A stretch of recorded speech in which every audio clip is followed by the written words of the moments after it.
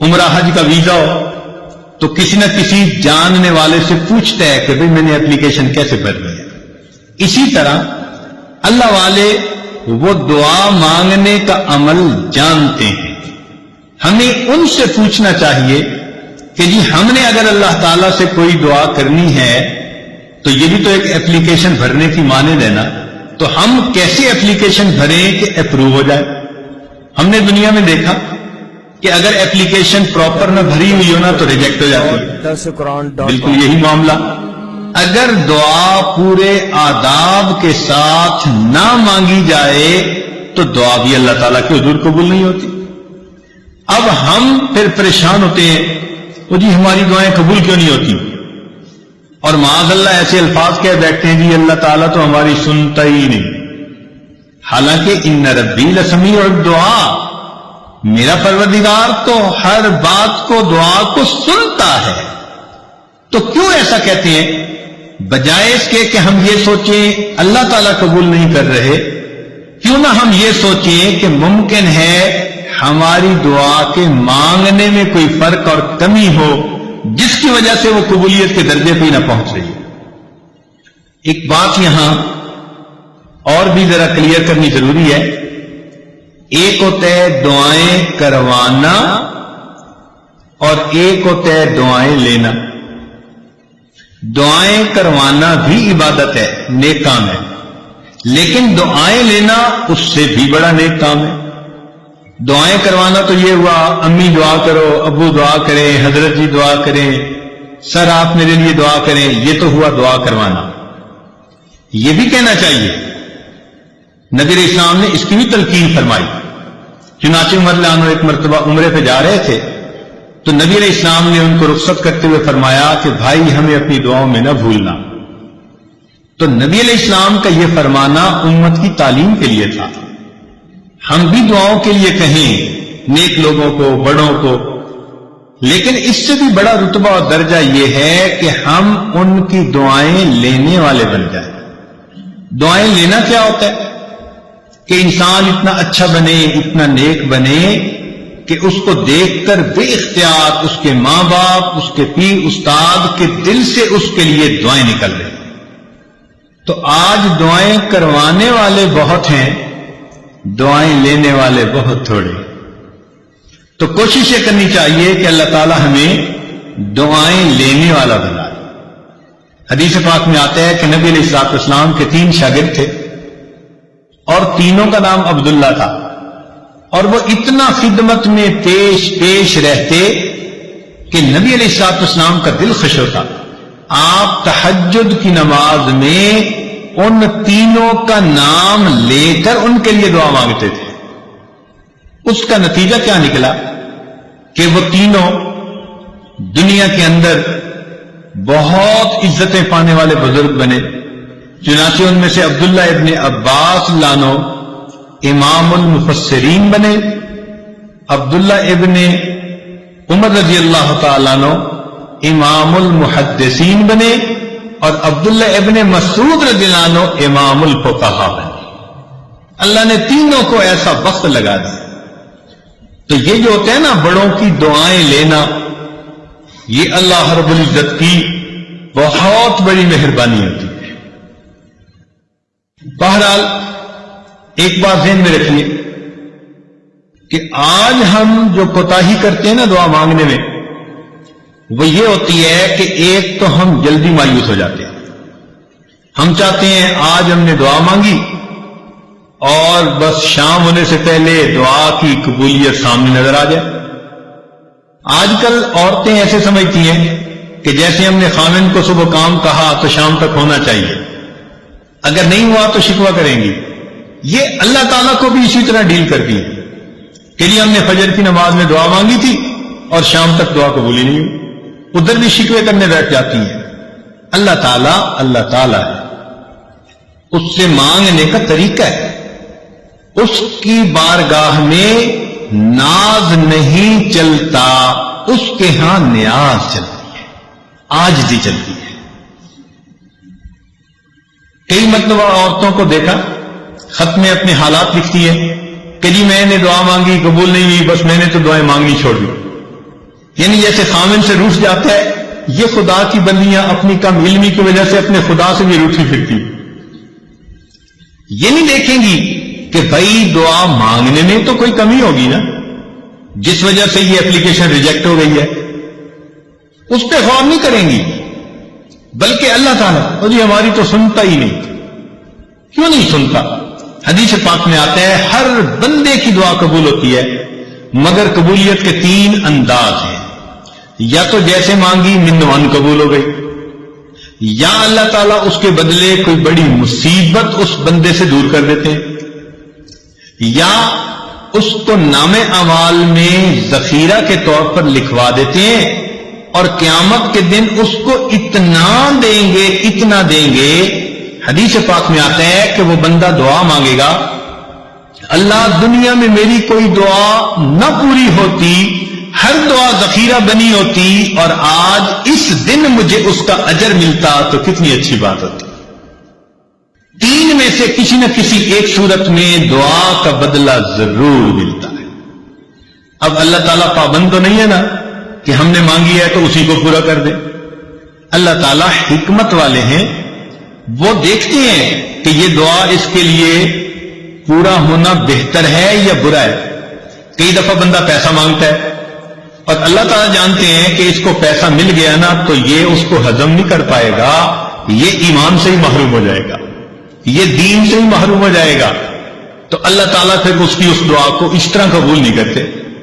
جیسے بچہ انگارہ پکڑنا چاہے تو ماں کتنی محبت کرنے والی ہوتی ہے مگر انگارہ نہیں پکڑنے دیتی، اب بچہ روئے بھی امی میری بات نہیں مانتی، نہیں، بچے کو نہیں پتا کہ وہ اس کے لیے نقصان دہ ہے، ماں کو پتا ہے۔ اسی طرح ہم نے جو مانگا ہمیں کیا پتا وہ ہمارے لیے ٹھیک ہے یا نہیں، اللہ تعالیٰ چونکہ رحیم و کریم ہے، اس لیے جو بندے کے لیے بہتر نہیں ہوتا اللہ تعالیٰ وہ نہیں کرتا۔ چنانچہ کئی بچیاں چاہتی ہیں کہ جی فلاں جگہ شادی ہو جائے، ہر بندہ چاہتا ہے پسند کی شادی ہو، تو اب ان کی اگر نیت بن گئی کہ ادھر شادی ہو جائے اور ہو نہیں رہی تو بس سب سے بیزار، بڑی دعائیں مانگی، بڑے وظیفے کیے، بڑا قرآن پڑھا، اور جی ہماری تو دعا قبول ہی نہیں ہوتی۔ اللہ کی بندی، آپ کو کیا پتا کہ وہ جو اس وقت اتنی محبتوں کا تمہارے ساتھ اظہار کر رہا ہے کل کو تمہارے ساتھ وہ کیا برتاؤ کرے گا؟ ممکن ہے کل کو وہ تمہیں سرے سے ہی طلاق دے دے، کل کو وہ تمہاری بجائے کسی اور کے ساتھ اپنے تعلق بنا لے اور تمہیں گھر کے اندر ذلیل کرے، دوسروں کے سامنے بے عزت کرے، اور تم اس وقت جینے کی بجائے مر جانے کو ترجیح دینے لگو۔ تو اس وقت انسان سوچتا ہے جی ادھر میرا رشتہ ہو جائے، اور وہ کہتے ہیں جی میری دعا قبول ہی نہیں ہوتی۔ بھائی قبول اس لیے نہیں ہو رہی، اللہ تعالیٰ بہتر جانتی ہے۔ تو اس لیے دعا جب بھی مانگی جاتی ہے اگر بندے کے حق میں بہتر ہو تو اللہ تعالیٰ اسی طرح پورا کر دیتے ہیں، بہتر نہ ہو تو اللہ تعالیٰ پورا نہیں کرتے۔ مثال کے طور پہ ایک بندے نے کہا اللہ مجھے امیر بنا دے، غنی بنا دے، اللہ تعالیٰ نہیں بناتے، کیوں؟ اللہ تعالیٰ جانتے ہیں اس کو مال ملا تو یہ اولاد کی تربیت کر نہیں سکے گا، اس کی اولاد نافرمان بن کے ایمان سے بھی خارج ہو جائے گی۔ کتنے لوگ ہیں مال ان کے گھر میں آ جاتا ہے اور ان کی اولاد ان کے ہاتھوں سے نکل جاتی ہے، ہمیں کیا پتا کہ کس وجہ سے یہ دعا قبول نہیں ہو رہی۔ اللہ تعالیٰ پہ بھروسہ رکھیں، اعتماد رکھیں، اس کو اپنے اوپر ماں سے بھی 70 گنا زیادہ مہربان سمجھتے ہوئے سوچیں کہ کوئی نہ کوئی حکمت ہوگی جو من و ان قبول نہیں ہوگی۔ اور ہمیں کیا پتا کہ اللہ تعالیٰ نے اس دعا کے بدلے کوئی مصیبت سے بچایا ہو۔ آپ ذرا غور کریں، آپ گاڑی میں جا رہی ہیں اور کئی مرتبہ بس ایکسیڈنٹ ہوتے ہوتے بچتا ہے، تو ممکن ہے آپ کی مانگی ہوئی کسی دعا کے صدقے اللہ تعالیٰ نے آپ کو ایکسیڈنٹ سے بچا لیا۔ زلزلہ آیا، لاکھوں انسان مرے بھی اور زخمی بھی ہوئے، ہمیں جو اللہ نے اس زلزلے میں بچا لیا کیا پتا کسی وقت کی مانگی ہوئی کوئی دعا ہو۔ تو یوں کہہ دینا جی ہم نے مانگی ہے دعا قبول نہیں ہوتی، یہ جلد بازی اللہ تعالیٰ کے بارگاہ میں ظاہر کرنا مناسب نہیں۔ دعا مانگنی چاہیے، مانگتے رہنا چاہیے۔ آپ نے دیکھا ہوگا کہ بچہ کوئی چیز مانگتا ہے تو ماں شروع میں منع کر دیتی ہے نہیں دینی، پھر مانگتا ہے پھر وہ کہتی ہے نہیں دینی، جھڑکی بھی دے دیتی ہے. لیکن جب بچہ مانگتا رہتا ہے، اس چھوٹے سے بچے کو بھی پتا ہے کہ میں مانگتا رہوں گا نا تو امی دے دے گی. چنانچہ تھوڑی دیر کے بعد جب وہ روتا دھوتا ہے ماں کے سامنے، ماں چیز بھی لے کے دے دیتی ہے اور اٹھا کے سینے سے بھی لگا لیتی ہے. تو اسی طرح دعا مانگنی ہو تو ہم نان سٹاپ بغیر تھکے اللہ سے مانگتے رہیں. ہمارا کام ہے مانگنا. مانگنے کے بعد ہم محروم نہیں رہیں گے، کسی نہ کسی صورت اس کا ریٹرن ہمیں ملے گا. یا تو وہ دعا ویسے قبول، یا اس کے بدلے کوئی بیماری جو ہے نا وہ دور کر دی جائے گی. کیا پتا کہ آپ دعا مانگتی رہی اور اللہ تعالیٰ نے اس دعا کے بدلے کوئی سکن ڈیزیز ایسی تھی جس سے آپ کو بچا لیا. ورنہ اگر سکن ڈیزیز ہو جاتی اور چہرے پہ داغ دھبے پڑ جاتے تو اتنی محبت کرنے والے خامن صاحب کے بھی رخ بدلے ہوئے ہوتے. اللہ نے آپ کی صحت کو سلامت رکھا، کوئی ایسی بیماری نہیں لگائی، گھر میں الفتوں محبتوں کی زندگی گزارتی پھر رہی ہیں. پتہ نہیں ہے کس کس دعا کا نتیجہ ہے جو اللہ نے آپ کو یہ عزتیں دی ہیں. تو اس لیے دعا مانگنے میں فوراً توقع رکھنا کہ جی ابھی قبول ہو جائے، یہ بندگی کے آداب کے خلاف ہے. جلدی مایوس نہیں ہونا چاہیے. اور پھر ایک بات اس میں اور بھی سمجھ لیں کہ کچھ لوگ دعائیں مانگتے ہیں اور کچھ لوگ دعائیں پڑھتے ہیں. دعا پڑھنے سے دعا قبول نہیں ہوتی، دعا مانگنے سے دعا قبول ہوتی ہے. کیا فرق ہے دونوں میں؟ دعا پڑھنا تو یہ ہوا کہ بس بیٹھے ہیں ربنا آتنا فی دنیا ربنا ظلمنا، بس طوطے کی طرح ٹیپ ریکارڈ جیسے بجتا ہے وہ بج گیا اور پتہ یہ بھی نہیں کہ میں نے کیا مانگا کیا نہیں. چنانچہ ایک مرتبہ ہم نے نماز پڑھی، ہمارے قریبی تعلق والے ساتھ بیٹھے ہوئے تھے، انہوں نے دعا کے بعد اپنے چہرے پہ ہاتھ پھیرے تو میں نے ویسے ہی ان سے پوچھ لیا، میں نے کہا آج دعا میں آپ نے کیا مانگا؟ تو میری طرف دیکھ کے کہتے ہیں حضرت سچ بتاؤ مجھے نہیں یاد. یعنی ابھی اپنے چہرے پہ ہاتھ پھیرا اور ابھی یہ نہیں پتا کہ میں نے اللہ سے کیا مانگا. اتنی غفلت بھری دعا. تو اس کو کہتے ہیں دعائیں پڑھنا. تو دعائیں پڑھنے سے دعائیں قبول نہیں ہوتی، دعائیں مانگنے سے دعائیں قبول. دیکھیے جس فقیر نے آپ سے 1 روپیہ مانگنا ہوتا ہے وہ کپڑے بھی بڑے پھٹے پرانے پہن کے آتا ہے، وہ شکل بھی فقیروں والی بنا کے آتا ہے، اس کے بعد الفاظ بھی بڑے چن چن کے وہ بولتا ہے جو دوسرے کے دل کو ٹچ کرنے والے ہوں. آواز بھی بھرائی ہوئی ہوتی ہے، ہاتھ بھی کانپ رہے ہوتے ہیں. اب دیکھیے جس نے 1 روپیہ مانگنا ہے وہ اتنا کچھ کر کے آپ کے دل کو اپنی طرف متوجہ کرتا ہے. تو جس بندے نے اللہ سے اللہ کو مانگنا ہو پھر اس کو کتنی عاجزی اور فریاد سے اللہ سے مانگنا چاہیے. آج تو ہم دعا ایسے مانگتے ہیں جیسے اپنے ورکرز کو کام ذمہ لگا رہے ہو. مثال کے طور پہ عورت دعا مانگے گی اللہ میری بیٹی کا اچھا رشتہ آ جائے، میرے بیٹے کو نوکری مل جائے، میرا خاوند میرے سامنے اتنا اچھا ہو کہ میرے اشاروں پہ ناچنے لگ جائے.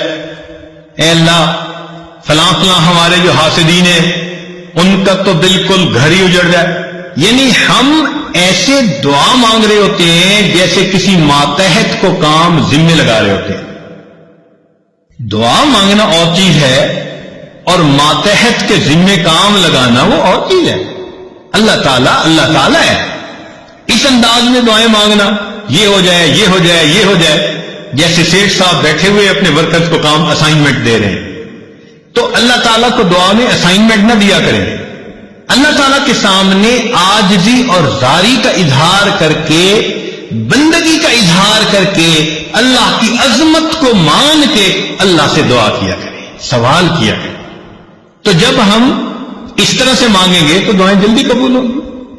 ہم الزام ان کو دیتے تھے، قصور اپنا نکل آیا. ہم شکوہ لیے پھرتے ہیں جی ہماری سنتا ہی نہیں، حالانکہ دعا مانگنے میں کتنی کوتاہیاں ہم خود کر لیتے ہیں. چنانچہ حجاج بن یوسف کے بارے میں آتا ہے کہ طواف کر رہا تھا اور ایک نابینا وہاں بیٹھا دعا مانگ رہا تھا، اے اللہ مجھے بینائی عطا کر دے. تو حجاج بن یوسف رکا اور اس نے اس کو ٹھوکر لگائی اور کہا بندے تجھے پتہ ہے میں کون ہوں؟ اس نے کہا نہیں. اس نے کہا میں حجاج بن یوسف ہوں.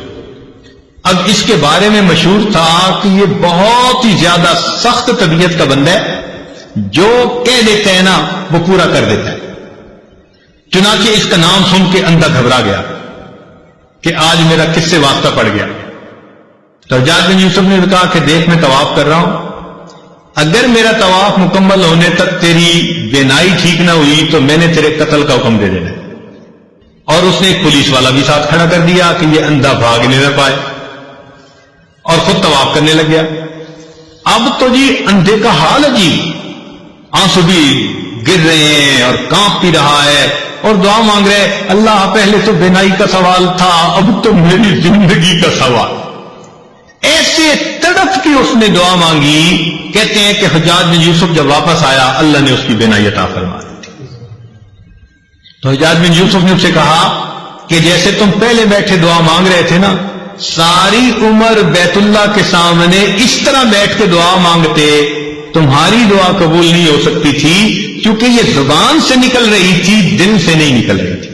اب جب تمہیں اپنی جان کا خوف ہوا، اب تڑپ کے دل سے دعا مانگی، اور دل سے جو بات نکلتی ہے اثر رکھتی ہے، پر نہیں طاقت پرواز مگر رکھتی ہے. تو اس لیے دعا ہمیشہ انسان ایسے مانگے کہ تڑپ کے مانگے، دل سے دعا نکلے، پھر دیکھیں اس کے بعد اللہ رب العزت کی طرف سے کیسے رحمتیں ہوتی ہیں.